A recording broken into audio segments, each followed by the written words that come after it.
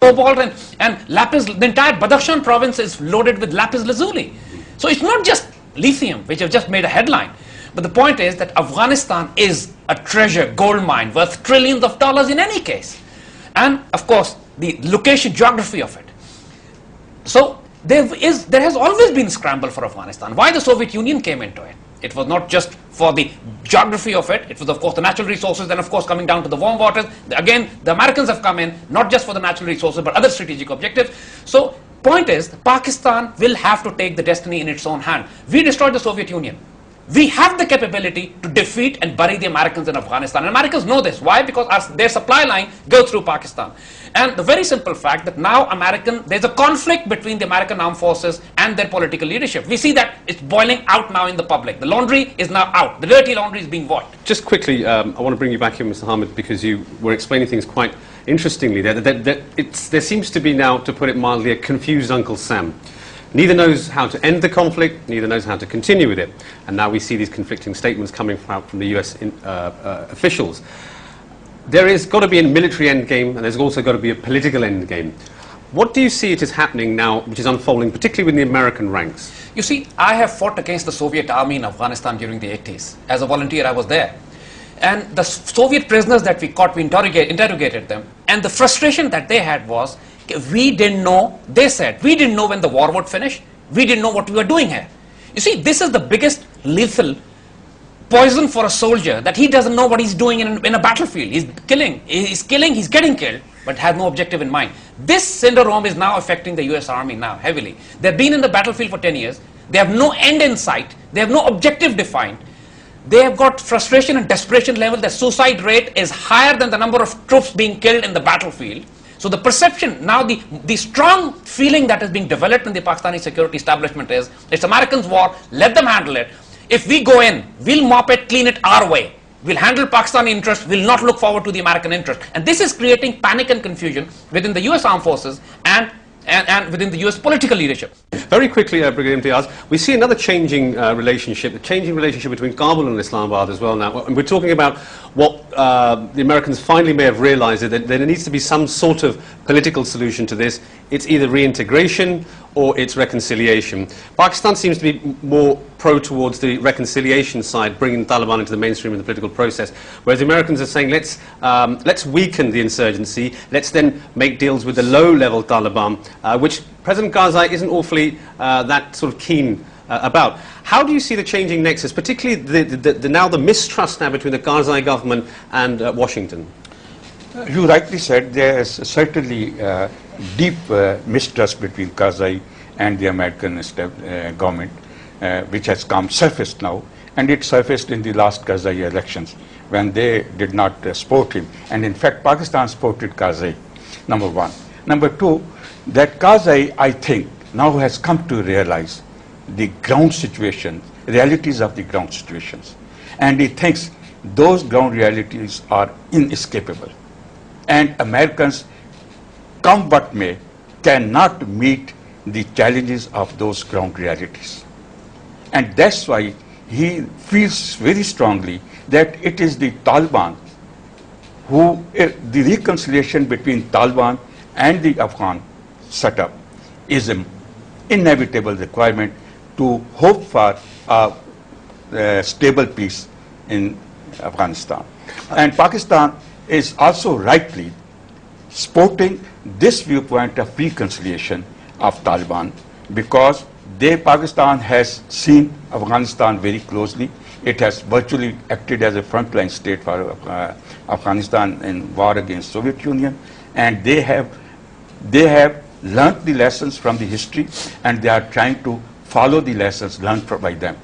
Whereas the Americans are not seeing the light, which they did not see when they moved into Vietnam, when they moved into Iraq, and now in Afghanistan. They haven't learned from their past mistakes. Yeah. Very, very quickly, Mr. Hamid, can you just break down this myth or fact?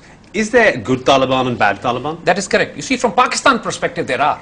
Not from the American perspective. You see, from Pakistan perspective, Tehreek-e-Taliban Pakistan, the insurgent group created by CIA and RAW, operating from Afghanistan, which is being supplied, equipped from Afghanistan into Pakistan are the bad Taliban from Pakistan point of view.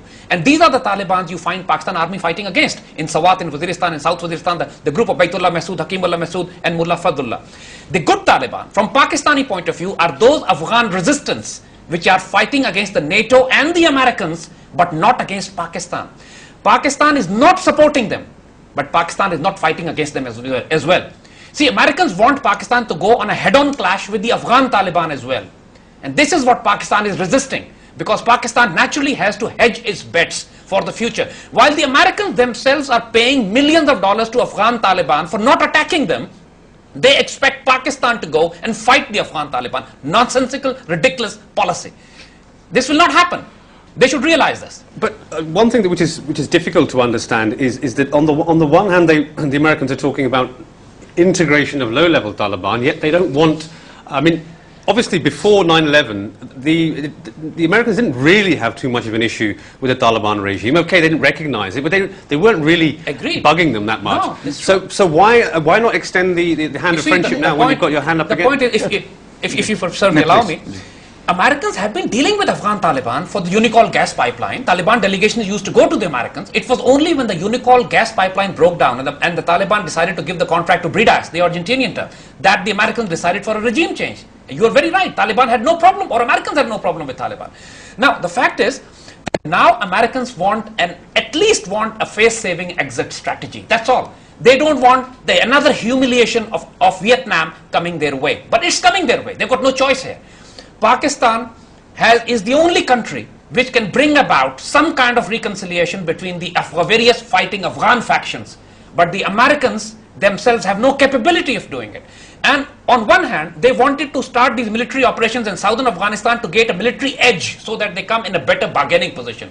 Because while they are talking of a troop surge, they're also talking of an exit strategy. These conflicting signals. And strategy was simple. Gain an upper hand in the military battlefield and then negotiate from a better position of higher political authority. It's not happening. So the only option left to the Americans is leave these lands. They don't belong to you.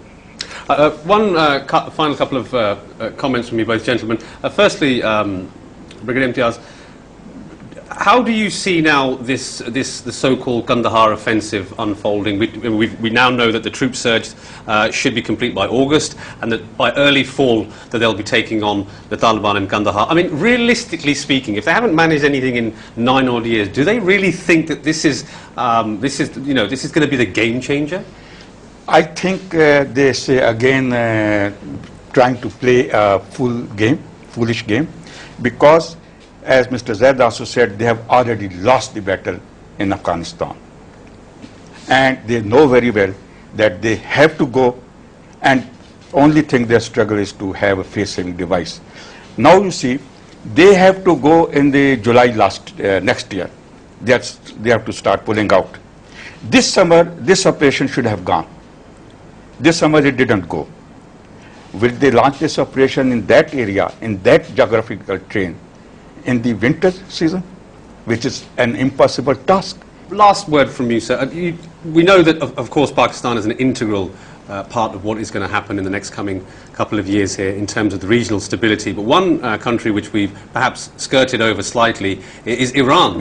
And what Iran's position would be. Can these two Muslim brotherly countries provide a feasible solution to some of the problems and issues? The fact is, there would be no solution without Iran for Pakistan. The Pakistanis have lately been defying the Americans in building bridges with the Iranians, especially in this Jundullah issue, the man who's been caught by the help of the ISI. And then the IP gas pipeline. Again, the Americans are very upset, but Pakistanis are going through it. Similarly, for Afghanistan, it has to be a joint solution between Pakistan and Iran as well, because the Northern Alliance is very close to Iranians. Taliban are very close, could be very close to Pakistan.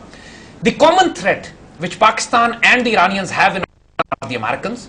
Indian presence is not very uncomfortable for the Iranians, but very uncomfortable for Pakistan.